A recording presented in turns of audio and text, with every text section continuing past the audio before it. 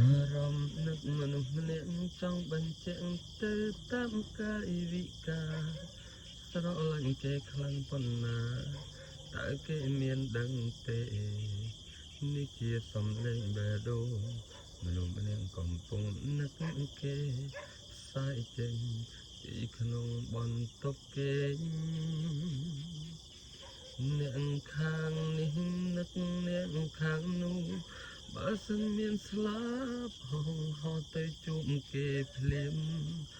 អន្តិពលបេះដូងលូតឡើងស្ងៀមក្លឹបមួយជុំហ៊ានសោះនឹកគេខ្លាំងម្លេះអ្នកខាងនោះមានដឹងខ្លះទេបើសិនជាទុំនេសុំនឹកអ្នកនេះផងចាត់ទុកខ្ញុំជាមនុស្សពិសេសចង់កងត្រាបេះដូងនឹងគ្នា